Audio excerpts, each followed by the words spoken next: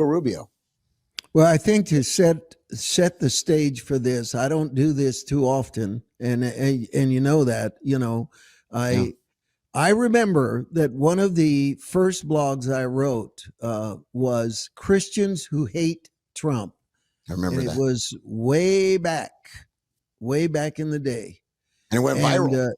yep, it did. It was read by over 1,100,000 people, and it sparked more conversations about Donald Trump.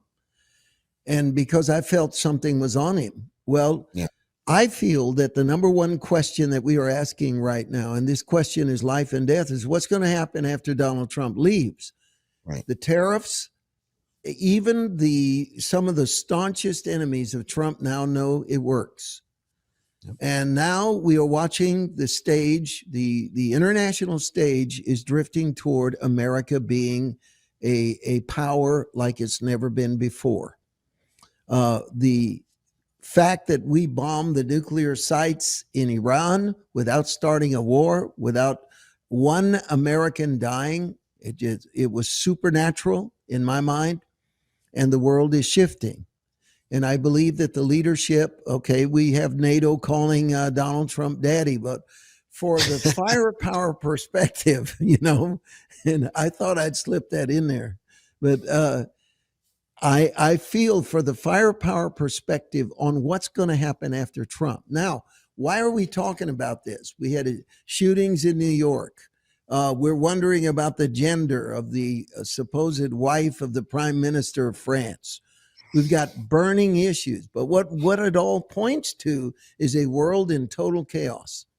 And the American decade that we thought was over, it appears to be just starting. So all of the policies will be in place. We will have the closed border. We'll have a strong economy. We'll have this. And then what's going to happen after that? Well, I began praying about it. And all of a sudden, God said, I want you to listen to me about my hand being on Marco Rubio. Now, all the J.D. Vance fans, I just lost you. You have changed channels to watch Gilligan's Island instead of me. And I get that. But here's what I think is essential for you to understand. I'm not saying he's going to be president. I'm saying that something is on him. He could be. And obviously, I'm going to be careful what I say, but there are things about him that are going on right now that all of us need to watch, need to understand, and they are examples of how leadership should operate. For the one thing, I believe that Marco Rubio, above every other member of the administration that's in leadership, he, above them all, has the strongest, what we call gravitas, people that are deferring to him, listening to him, and the weight of his words are getting stronger and stronger. Something is on him. That's what I'm saying. And I'm going to speak more on that, but that's what I'm saying. Yeah. And for me, I mean, I was one of these guys, and I'm on the fence, but now that I've researched and seen the way he's speaking, and this is our Secretary of State. I mean, he's a very high ranking official in the Trump administration. He's dealing with all the foreign affairs around the world. So how he presents himself, how he speaks, the respect that other people give him, that's very important. And I have to say, I'm impressed that after I did this research and hearing some of the things, I mean, he talks about his faith openly, often talks about his faith. He commands a real presence, and you haven't really seen that from some people where when he's in the room, there's a real presence. Obviously, Donald Trump does that. He does it very well. I'll never forget that picture where Trump is meeting with those world leaders, and he kind of pushes them out of the way. Do you remember that? And he walks up to the front. And, it's just those little things, though, they actually mean a lot to the world because everybody's watching the body language, which is very important, and how everybody kind of responds. And that's one of the things. I mean, Joe Biden, he was off in the corner somewhere walking into, like an area where the French president had to come over and say, "Here, come over here, Joe." Right.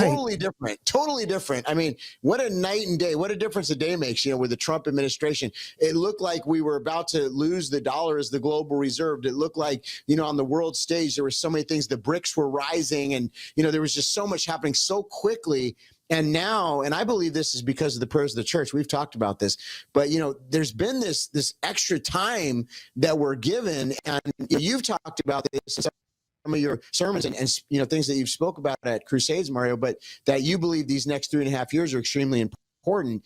But now we need to talk about after that, and could we see additional time? Could we see America have another 4 years of grace? And that's a possibility. So I think this is a conversation that we really need to have tonight. A very strong leader, and this is important. Do I honor my mentors? I do, but I can't worship them. See, right. The way that I give honor to those mentors that help form my ministry is by embodying the principles, the convictions. So if I look at you like the way a fan looks at you, or a hero worship, that's not the way you continue the legacy of someone that you admire. It's the truth. And the way that you listen to Marco Rubio talk about Donald Trump, it's not as a fan, it's not out of hero worship, but it's out of an inner conviction. So you don't feel like he's being flattering, or here's a word, obsequious, somebody who's just over the top, flattering, greasy, and starstruck. Yeah. He seems to echo what Trump believes from a heart of conviction. And it's very clear. And I think that we have to understand that I think God wants a new breed of Christian leader in the world, a new breed of Christian leader. That there's been so much scandal, so much spurious behavior, so much people deconstructing, people compromising, people this and that. And I think that there is a coming to the forefront now is a whole nother standard of what leadership is. And I think we're watching God is doing something inside this man that I think is very important. And I want to set up the first video. This is Marco Rubio up against a truly evil Democratic senator, a guy that went and had a martini with an MS-13 gang member in Guatemala. And literally, this guy is screaming, this senator is screaming at Marco Rubio. And it shows you that he's got that moxie that Trump has, but he knows how to answer and he knows how to stand his ground. And David Rubin, the podcaster, had a very interesting comment in this video. You need to listen to it very carefully. So let's run that first video right now. Okay, first off, Van Hollen, look, I'm not for violence politically, but if someone was to be hit in the head with a boot, I think Marco should have just taken his boot off and throw it at Van Hollen's head. It is substantiated. We showed you the video a couple weeks ago of years ago with Abrego Garcia getting pulled over in a truck that he claims is his boss's, and he has no identification, and they have added extra seats to the car and they're in the wrong state. And his own freaking wife is the one that went to the police and said she was beaten repeatedly, including with the boot. Like this Van Hollen, why? Why do you love bad dudes, Van Hollen? What did your father do to you? That is the question. Anyway, watch this. I've said multiple times from the beginning that Rubio somehow, to me, Trump has done such a great job picking all of these people. We don't have to do the laundry list of people. You just see who's in the cabinet, and people are just doing a bang-up job. Rubio seems to be the gem right now. I would say the most underrated of all of them. And just watch this great moment when Van Hollen's gone after him and says he regrets voting for him to confirm him to be Secretary of State. I have to tell you directly and personally that I regret voting for you for Secretary of State. I yield back. May I respond? You may sit. Well, first of all, your regret for voting for me confirms I'm doing a good job.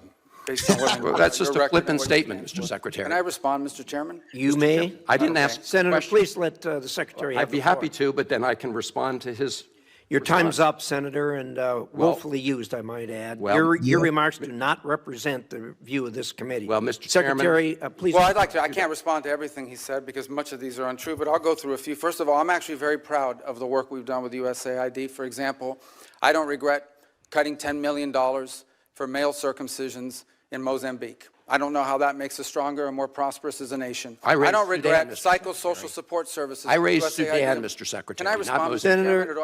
All right, first off, I'm going to throw in a couple bucks to continue the male circumcision operation in Mozambique. I'll throw in $100 just to make up for a little bit of that. But your tax dollars shouldn't pay for that. We have a funny edit here. Watch this. And I have to tell you directly and personally that I regret voting for you for Secretary of State. Well, first of all, your regret for voting for me confirms I'm doing a good job.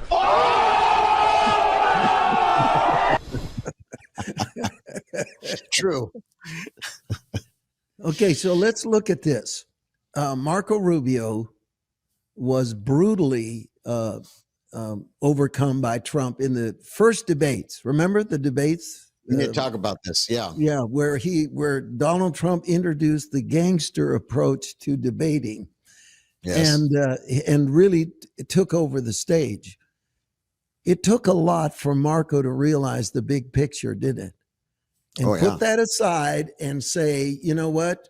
I can work with this man. I know he was running for office, and I know he's a street fighter from New York City, but I can see his heart that he loves America.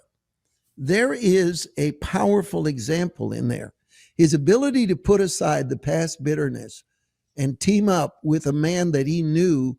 And I would tell you, if I asked Rubio, do you believe that God's hand was on Trump? This was before Butler, Pennsylvania, and the assassination attempt and the miracle. I truly believe that he realized that at this point, for the good of the nation, we have got to team up. And I've got to take a humble role. And then in God's time, God will promote me.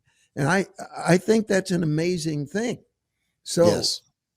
Everyone watching, take note. That's why when I began to pray, I started to see works that God needed to do in my own life, where the body of Christ right now is so separated in camps. And it is so fashionable to dig up people's past and do everything in your power to show that you are doctrinally correct and someone else is not, while the nation is dying. To his credit, Marco Rubio realized America is the issue, not my feelings. And I think there's a firepower perspective right there. So good. And God says, yeah, well, what you're saying is what I just preached about. So we're talking about offense and strongholds that people have elevated in their life instead of getting rid of them. You know, what Donald Trump has done, think about this, as he's shown in the Republican Party, it's kind of like separating the wheat and the tares, but he separated the rhinos from the people who actually believe in conservative Christian values.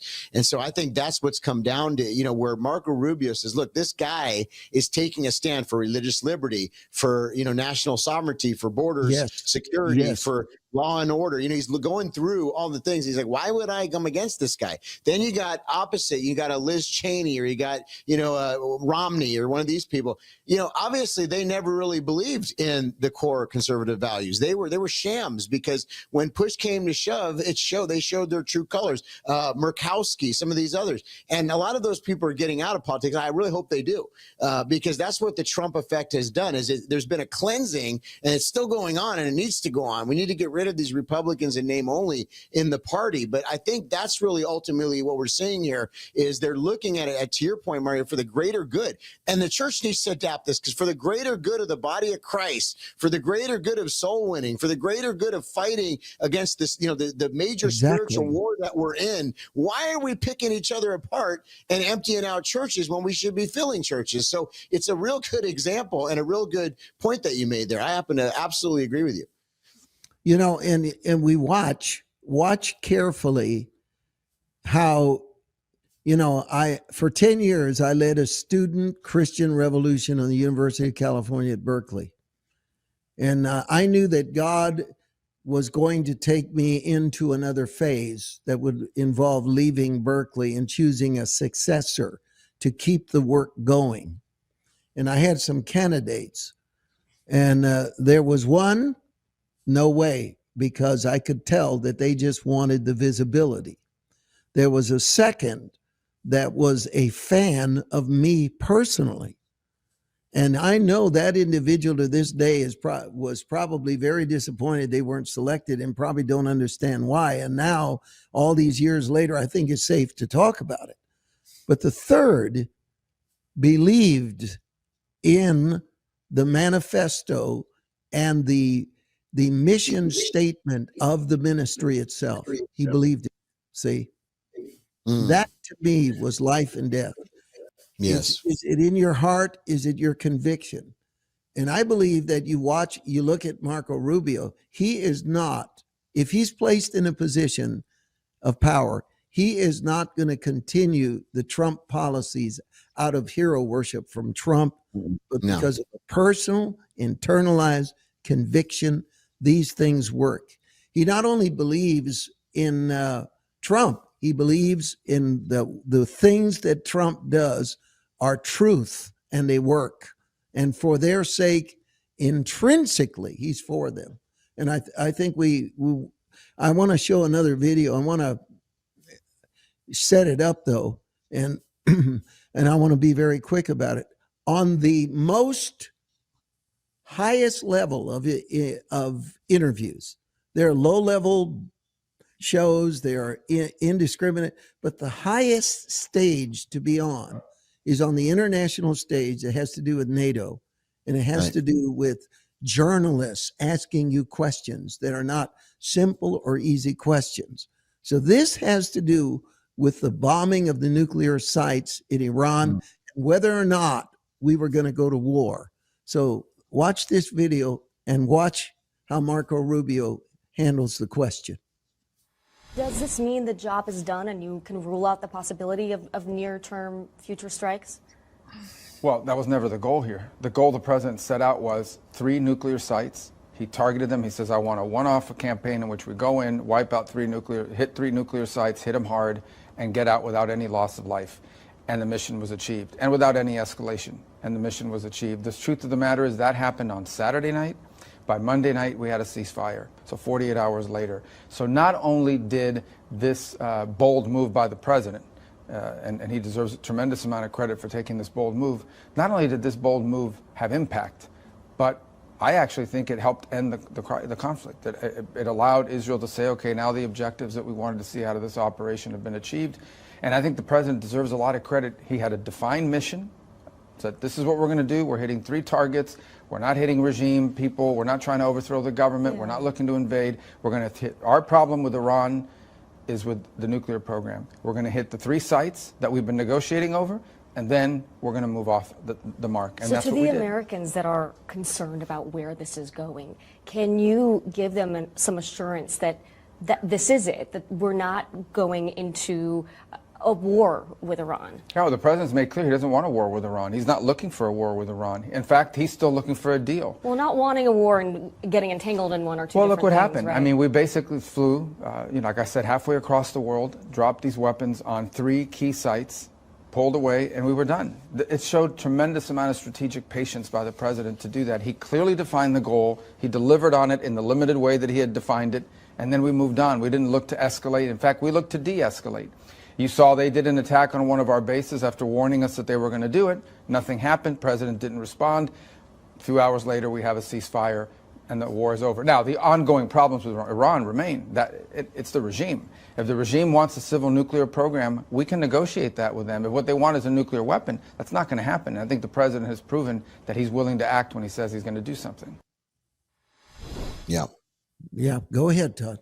Yeah, well, he's doing a great job of laying out the case, and you can see there's no wavering. It's a total loyalty, which is a breath of fresh air, especially in the Trump era. I mean, you got guys like John Bolton that were kind of going against him. I mean, you think about the first administration. This is a stark difference. So that's a big deal. Another big deal that we haven't mentioned yet is he's Latino, I believe, right? He's, so his background is a big deal because there's a large group of conservative, family-oriented, Latino people, Hispanic people in our nation that I think he appeals to. And, if that were ever to be a general election with a candidate, Rubio, I think that would be a big factor. So, but to your point, Mario, on the world stage, his presence commands attention, and he speaks with a confidence that is very good. And, I think Vance has that, but I have to say, as I've looked at these clips, I think he's a little more articulate. He comes off very smart, very, very smart man. Yeah. And, if you think about when you're talking about speaking with clarity, it's not an easy thing. It's, when someone makes it look easy, you think it's easy.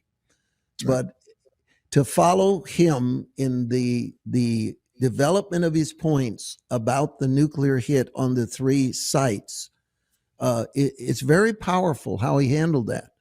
And the question would be, after he was done explaining carefully what happened, why it happened, one of the things that I think was very important is that a lot of Donald Trump's base were angry. You heard some remarks even from guys like Tucker Carlson, and, this is what you told us you weren't going to do. This is the neocon deal. This is the George W. Bush deal again.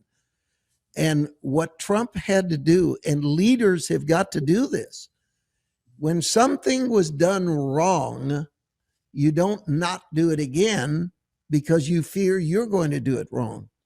There was a right way to deal with a global threat of a nuclear war. Nobody in their right mind wanted nuclear weapons in the hands of the Islamic regime in Iran. Who wants that? Nobody wants that.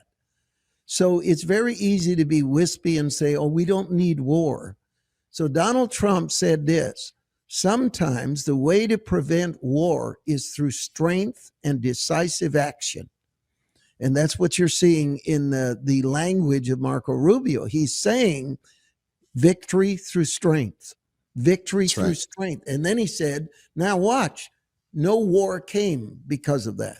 In fact, there was a ceasefire for 48 hours afterwards.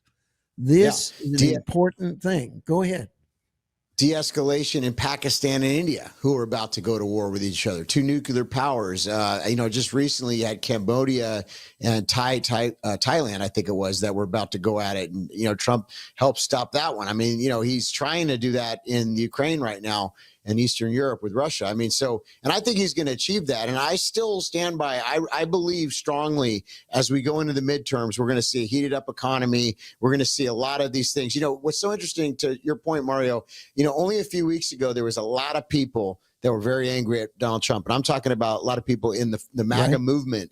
And, if you would have gone on X, I mean, it was like a civil war that was going on, feeding right into the hands of the propaganda, right into the hands of what they wanted to do. And we addressed it on the broadcast. We talked about how there was a psychological warfare operation, at least I believe so. And that they were trying to splinter the base. And, what's so funny, though, is you look now, and a lot of those same influencers have come back to the Trump side. They're not criticizing him anymore, even about the Epstein situation so much. And that's going to probably die down. And many people say it's not going to die down. It's not going to die down. The reason why it's going to die down is because Donald Trump is going to get that information out, and it's going to be a different situation only a few months from now. That's what I believe. And so I think it's just a lot of people jumping the gun and not understanding that he was dealing with files that were corrupted and a whole Democrat operation. As he said, this is the next Russia 2.0, and so, that's to your point, what you're saying. And Rubio is a compliment. This is what I want to make the point. He's a compliment to Donald Trump. And we have not seen a lot of that. We have not seen a lot of that. We've been wishing for this. We've been praying for this. But as you see him speaking these different interviews, and a lot of these interviews are interviews that you and I will never see, because unless you're watching every interview, you miss a lot of these. But in a broadcast like tonight, where we did research and we went back into a lot of his speeches and conversations, you think, man, this guy is a great support. And it's not like a fanboy. It's like, I believe this, and this needs to happen. And it's coming through what he's saying. And again, firepower tries to be different. We know that you, the beloved audience, have a lot of options of programs to watch. And I think you come to us, and we're very grateful for that. Todd and I are very humbled by how many of you are watching. But we made a commitment at the very beginning of this show, creating this show, that we would have a biblical perspective on these things. And I'm going to tell you, I really feel that here is a biblical principle of in this man, you're watching him supporting his leader during a controversial decision. This is what's really important. We're going to bomb these 3 sites. We're not going to tell them we're coming. Okay, Rubio could have said, man, that is political disaster. Trump, if you do that, you're going to lose your base. And Trump said, I'm not about keeping my base. I'm about doing what I know in my heart of hearts is the right thing to do to keep the world safe from a insane nuclear threat. Okay, I believe Rubio bought into that. And when he bought into it, he became capable of accomplishing very important things in his life. Now, I'm going to say this. I want to ask you a question. How trustworthy, Todd, do you think the current administration that's around Trump, the people sitting around the table with him, how trustworthy do you think they are right now?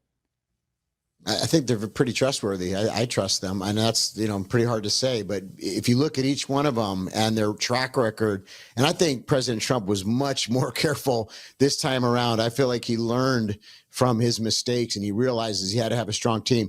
And what I like is how President Trump's also backing them. So it's a two-way situation. I mean, we just saw a lot of people are calling for the ousting of Pam Bondi. Some of our viewers may want the ousting of Pam Bondi, but you see President Trump, he came back and said, wait a minute, she's doing a great job. He showed his confidence in her. And, I keep hearing there's a lot of stuff in the works right now, a lot of stuff in the works. And I have a real strong feeling there is, because it's just there's too many things in play right now. They have to really have a good case. And I think they're putting a lot of things together. But I think that people are going to be pleased to see what happens. I mean, this EU, by the way, let's just talk about this for a second. This trade deal that was just inked with the EU, one of the biggest trade deals you'll ever, and very underreported in the mainstream media. But it is very one-sided. In my opinion, it really benefits America. When I'm reading it and researching it, I mean, this was not a good deal for them per se, no, but they had to do it. They were kind of forced into it. And thank God. And it's going to bring trillions of dollars of revenue. I mean, you think about our southern border. You're barely hearing anybody talking about this, but there's like zero people coming over the border. When have you heard of this? I mean, even in the Reagan era, it's been years that you've ever heard of our border actually being secure. They said it was an impossibility. But really what it took was the president, and, he's militarized the area. They have drones. They have all different types of equipment that they're using. But now we're getting no one coming in, or at least very, very small amount compared to the millions that came over during the Biden era. So there's a lot of big achievements. I mean, remember they were talking about eggs, Mario, egg prices are so high. That's gone down. Inflation is slowing. There's a lot of real positive fundamental things that are unfortunately not getting, reported on, because of course they always have to hone in on whatever the latest thing is that they're saying is a scandal, See, the reason Donald Trump won the election is because he went against the conventional wisdom of marketing. He went in favor of an open-faced, transparent conversation with the American people. So he crisscrossed the country and wisely kept pressing the fact of the journalists and the media being false and being liars. Okay, why is that key? That's key because we're in a position right now. Let's just go through the list of things you just said. The economy, security, our international prestige, energy, everything. Donald Trump's accomplished it. What's going to happen to all that? Right. We have already shown that one of the drawbacks of the American presidential election campaign system is that all of that can go away. All of a sudden, the same way that he used executive orders. You remember when Biden came into office, it was a frenzy of he was signing things. I think the automatic pin didn't start until later. We don't know. But who. He was signing things and he was changing the face of everything. He made the American military system a woke, pro-LGBTQ. It was a pink world that we were living in. Now, this has happened. Every one of us need to pray because the next person to run for president as a Republican has got to have an incredible spine, an incredible mind, and the ability to carry it on with courage and not buckle under power. Now, I'm going to tell you again, I keep harping on this, and I want to get to this verse. I want to quote a verse from Daniel 2:21. It says, "He changes the times and seasons. He removes kings and establishes them. He gives wisdom to the wise and knowledge to the discerning." That's my prayer right now. That's my prayer. I believe that there has never been more of an important, the drumbeat of the Firepower Show has been the church has got to seize the moment. We've got to seize these 3 and now less than half years of Donald Trump's presidency. We got to speak because we've only discovered how big the swamp was, how the tentacles of this wokeness went everywhere. Now I'm watching the hand of God on a man. I can't tell you precisely what I believe Marco Rubio is going to do, but I'm watching God position him in a very unique way to be a voice. And that voice, and I want to demonstrate it one more time, because I really believe pastors, preachers, every one of you look at me. You don't want to be an echo. You want to be a voice. You don't want to be somebody that imitates someone else and sounds like them, but you have no authority, spiritual authority on your own. And you have to be able to disagree with your audience. If you get up to speak and preach a sermon and you think that the way to succeed is to avoid offending the audience, you are part of the problem, and you will not help. You will not help the situation. So in this next video, it's really a laboratory for public speakers who are born again Christians and preaching and ministry. This is a laboratory. And what it is that he's going to be dealing with Meeks, a very offensive and let's just say a very difficult person to deal with. And he is going to attack Rubio for USAID and what they did to get rid of it. And I want to run that right now. I want you to watch him under fire at what he does. Here it is. You're right. Things that you've done should be in collaboration with the United States Congress. But surely the USAID and all of these other things was not. Congress was not consulted one time. Senator Rubio would have demanded it. Well, we've complied with every part of the law. Every single part of the law has been complied with, including you, for example, have written us 16 letters. You've been briefed on 7 of them. Some of them we couldn't answer, and we told you why we couldn't answer, because they were subject to litigation. 4, you've gotten answers in writing, and 5 we've gotten just in the last few days. Well, 16 letters. I've been there 17 weeks. You write me a letter a week. I'm going to yield my last. Where for the first time since the end of the Cold War, the United States had a near-peer competitor and adversary in the state of China. And we need to confront that. And our foreign policy needs to be geared around that and on the realities of this new world. And so what that means is we have to have a State Department that can deliver on a foreign policy that is rooted in the national interest of the United States. To defend the national interest of the United States requires us, number one, to make sure that every dollar we spend and every action we take has to have measurable outcomes that deliver for the American people. They have to either make our country safer, or they have to make our country stronger, or they have to help make our country more prosperous. It has to do at least one of those 3 things. And ideally, whether it's a program or a measure that we take, it should do all 3 of them. Now, what that means is that there are some great causes in the world. There really are. There are some great causes. There are some horrifying things that are happening on the planet. America cannot solve every single one of them. What we need to focus on is prioritizing our foreign policy to those areas that are in our national interest.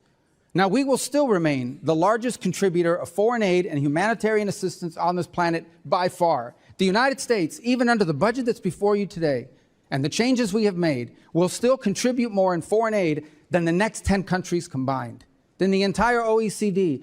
The next closest country is not China, it's Germany, and it's way behind us, even now. But that foreign aid has to be geared towards our national interests. We need to design a State Department that delivers on that. Yes, we canceled a bunch of contracts in USAID. Some were stupid and outrageous. Others didn't serve the national interest, and others we kept. and we are folding it under the Department of State. And you know why? Because we want it to be part of the toolbox of foreign policy, not a standalone. It is not charity. Foreign aid is not charity. It is designed to further the national interest of the United States.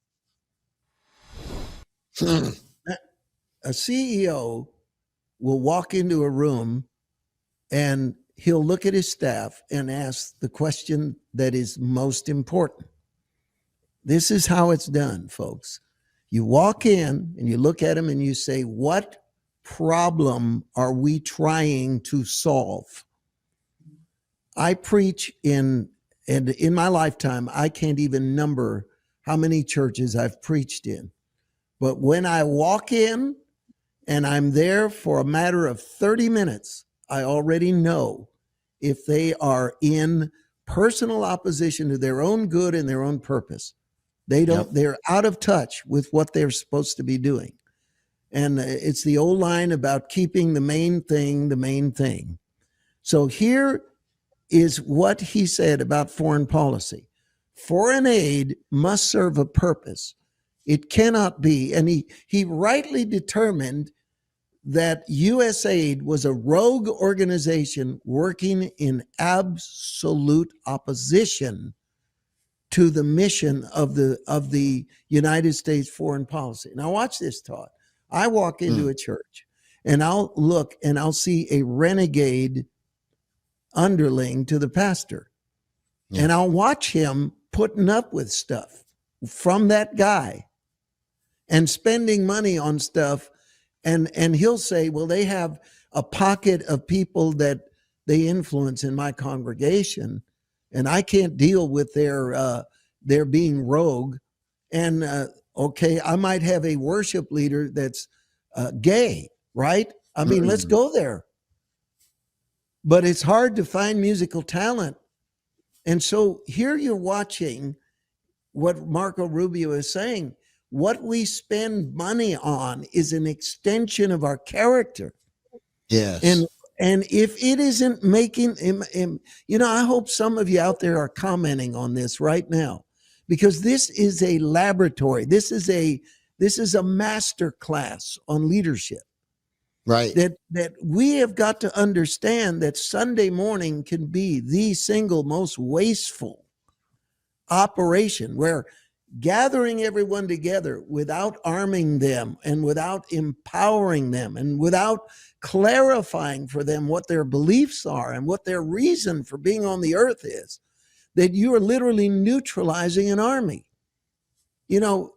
Thousands of people can come safely into a building, listen to a safe message, be unaffected by the issues that are on God's heart, and then leave just as harmlessly as they came. And the only outcome is that I fulfilled my religious obligation. And here was USAID, right? That's our model for this, what we're trying to preach right here. Yeah. Marco Rubio is saying, look, our foreign aid is going to, we give more than anyone. Stop accusing us of being heartless because we don't want to pay for circumcision in Mozambique. Stop telling us USAID was innocent. It was doing garbage. And we hear the same thing in the church. Sure do. Why are you criticizing this, that, and the other? Because it's opposite Christ. It's anti-Christian. It's packaged in a Christian, all the features, but it's not truth.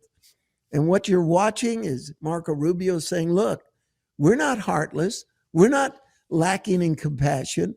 We have got to put our money into what is best for the United States and what will secure the future. That's that's leadership. That's right. All right, That's ahead. right. Go ahead. President Trump's, he's consistently said he's going to bring back law and order. And when you think about it, God's a God of law and order. And, I think every preacher that's probably watching this broadcast right now is taking inventory and thinking about, because every church has somebody that tries to rise up in that rogue position or to come against. But, it's how you handle it.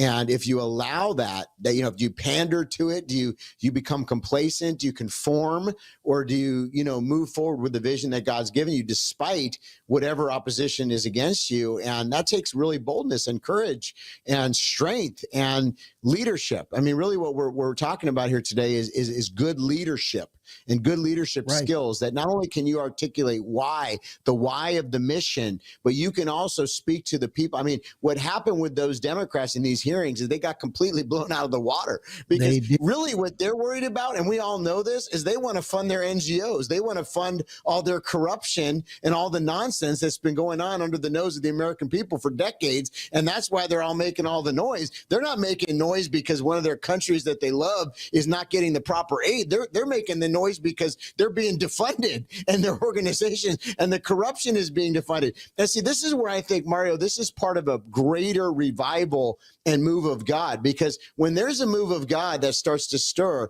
I mean, you think about the great awakenings that have taken place, it goes beyond the church. It affects society. It affects government. It affects, and that's what a move of God does, because it's a thinking, it's a changing of behavior from going away from God to moving back towards the word of God, towards what scripture says, family values, all these things. I mean, look at the attack on the marriage, attack on gender. It's all demonic. And these people try to say it's political. It's not political. It's never been political. When my kids go into school, a public school, and they're being indoctrinated by some nonsense, not taught reading, writing, and arithmetic, but being demonically indoctrinated. When is the time for the Christian to stand? When is the time for the parent to push back? So we've now reached this position in our country where there are a reforming generation of church people, people of God, that say, I'm not going to stand for that. I'm going to say something. I'm going to let my voice be heard. I'm going to speak the truth. I'm going to go to the community board meetings. I'm going to make a difference. And I think that's where we're at. And I think what's happening is now God's showing us, hey, there's even a way forward beyond the Trump administration. There's still a path where this country could continue back in the path of righteousness. And the revival doesn't have to end in 3 years. In fact, it could just be getting started. And I think there's a lot of hope in this message, Mario. And, you know, there's so many things that I'm getting even from what you're saying, because I think a lot of this is applicable to the church. It really is, you know, and now watch the second half of that encounter with Meeks, and watch what Rubio does in this one. This is another masterclass in leadership. Let's watch it. I want to tell you something else. Look, I did serve in the Senate for a long time, so this is a new job to me. When I got there, I'd get a memo. I still get these memos. I should have brought one today. In order for an idea to reach me, a decision to reach the Secretary of State, some of these things have to be checked off by 40 people, 40 boxes. And if any one of these people has a question, they can hold it up before the idea even ever gets to me. Now, that sounds like a crazy thing to begin with. We can't afford it in the 21st century. We have to be able to move very quickly. And a case in point is what happened last week. Syria, under a new authority, granted people with some checkered background, is on the verge of collapse potentially. And if it collapses, it will devolve into civil war. And civil war will mean that it will become a playground for ISIS and other jihadists, not to mention Iranian influence coming back in. So there's no guarantee that by outreach and working with the transitional authority in Syria, things are going to work out. It may work out, it may not work out. But if we don't reach out and try, it's guaranteed to not work out. And so we had to move very quickly to action that. If we had not done sanctions relief last week, and now the EU has followed suit, then our partners in the region could not have provided donor dollars so that transitional authority could try to stabilize its governance of the country. That place could have collapsed within weeks and become an ISIS playground once again. There is no way that a traditional system could have delivered on that.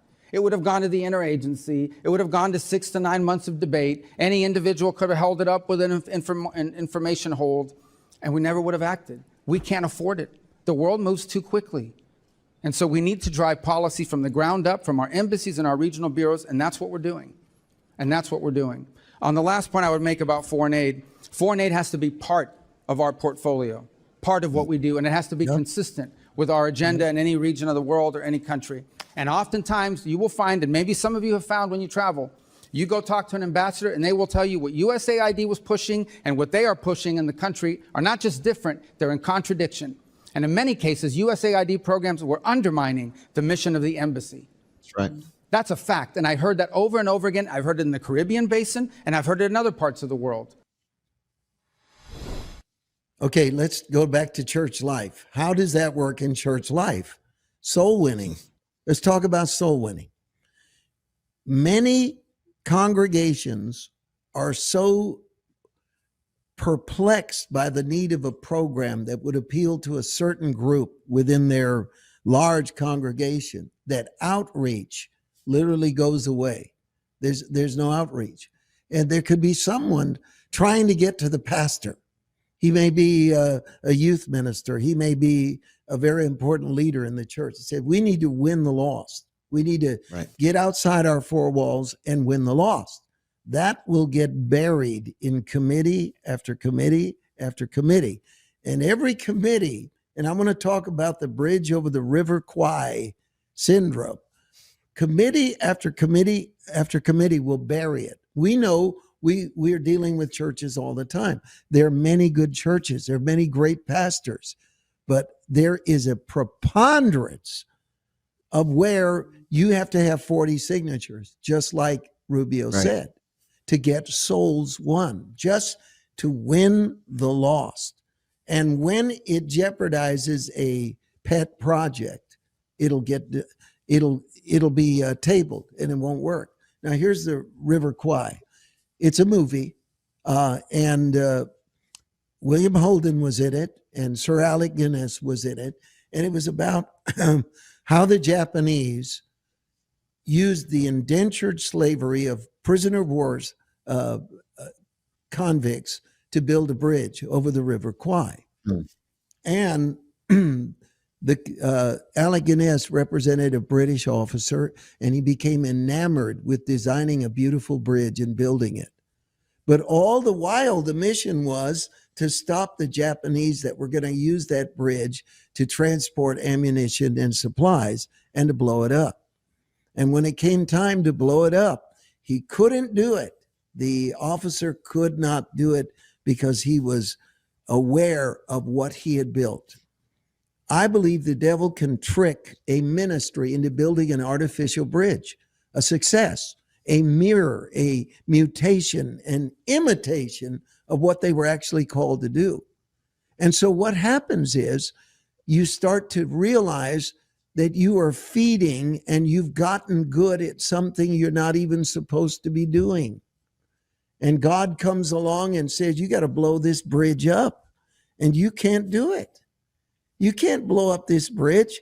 This program, this system that we've developed that is absolutely irrelevant to the neighborhood, will not save the country, has no potential to create or cause revival. I've got to keep it going because I built it. But you don't understand. It's wrong. So here's Marco saying USA Today was fighting the ambassadors of the United States in foreign countries by giving them a mission that is counterproductive and sabotage to the American foreign policy. Well, let's look at that from this point of view. In the moment that we're living, ladies and gentlemen, right now, in this moment that we're living in, there are purposes that are opposite the Holy Spirit. And Rubio said, who is qualified? You see, man of God, pastor, look at me. Do you realize that the people you tell, don't raise your hands, don't pray in tongues too loud, don't pray too long, don't bring too much struggle, they may be the actual boots on the ground. They may be the actual boots on the ground. And here is exactly what I mean. Whenever I decide that I'm going to do a project with our team or something, I don't ask anyone what we should do. I go to the people who are constantly on the front line and deal with it. I don't want a guy that's in an office that doesn't know what it's like to even put a tent peg in the ground to tell me what should we do in our crusades. And here's Rubio saying, we're going to ask the people in the embassies that are in the foreign country, how should our foreign aid be spent? It's a principle of leadership. It's biblical. It makes so much sense. And I'm just amazed. Go ahead, man. I went too long. Yeah. And I apologize. No, this is anointed, what you're saying. I mean, there's a lot of things that we need to be thinking about here, because there's bureaucracy in the church. There's red tape. And how many churches have got off mission? I mean, if you think about it, USAID, that's kind of what we give out to countries, to help, and supposedly to help. And, but how many churches have benevolent funds or missionary funds or whatever that's misallocated, or the funds in the church? I mean, there's so much bureaucracy in the modern church. And if we get back to the main thing and understand, what does this community actually need?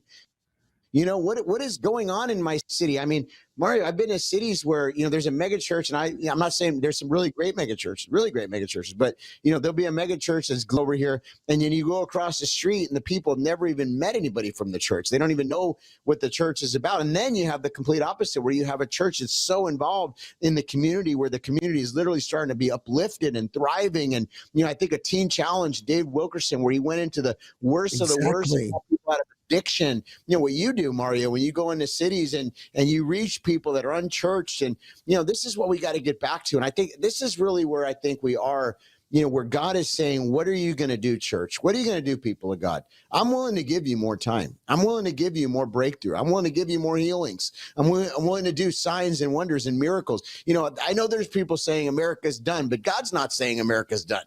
I mean, there's people saying we're under judgment and that's it, it's done. Well, clearly there's more time, because God's given us this grace. But I think it's that moment where we have to make a decision as a people of God. Are we going to keep bickering with each other? Are we going to keep, just infighting and, over 2% doctrinal variance differences? Or are we going to get, roll up our sleeves and get to these cities that are in desperate need, where people are on fentanyl and homeless, and just, and really do the work of the church? And I think that's the game changer. And that's why we're going to be going to these cities, Mario, that are the untouched cities.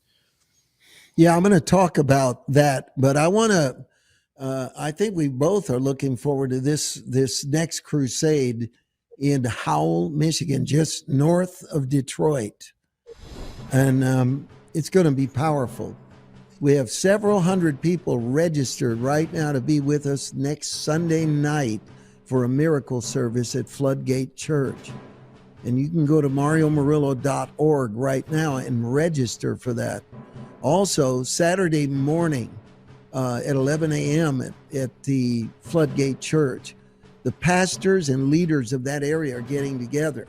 And I would love nothing more than to see you there. If you're a man, woman of God, you got a vision, you're trying to do something for Christ, meet with me, because I'd love to impart to you a lot more than just what we can say on this show. And it's a free brunch, but you must register. It's going to be at Floodgate Church, Howell, Michigan, 11 a.m. on Saturday, and that's the 2nd of August. And on the 3rd at 6 o'clock in the same church, we're going to have a glorious healing miracle service called Night of Miracles. But I want you to, the final cap that we want to put on about Marco Rubio and why I feel something special about him is this short video of Laura Trump, Trump's daughter-in-law, interviewing him. Listen to what he said. I know that your faith, Secretary, has always been a big part of your life. So how has that come into play to help you in your new role here? That's a great question. I think you rely on your faith more than anything else to ground you, like to remind you that at the end of the day, everything you do is transitory, and that it also reminds you that as big as government is, or as important as politics is, in many cases, there's something more important. I think it also reminds you too of like the most important jobs you have. I've always said it, I don't care what job you have. The most important job I'm ever going to have is my role as a husband and as a father, and that comes from my faith as well. Your family is also, I know, such a big part of your life. And you and I talked once upon a time, and I know famously when you were in the Senate, you didn't miss games, you didn't miss any of the important things in. I tried not to. Sometimes I did, I know. But how is it working now? Because this is a big job. It's a little harder. My kids are a little older now, so I think they have more, going on in their own lives that doesn't involve us as much in terms of like being there. But I still try not to miss things. The rule always was, if it's something that's never going to happen again, I want to be there. I think we did a pretty good job on that. Seems like it so far. Yeah. Well, Todd, you and I are going to be at this tent crusade in September together. And I think that what I love about the last video we saw is that there's nothing more pro-family than the gospel of Jesus Christ. And there is no more powerful way to heal the broken families of America than by finding Christ.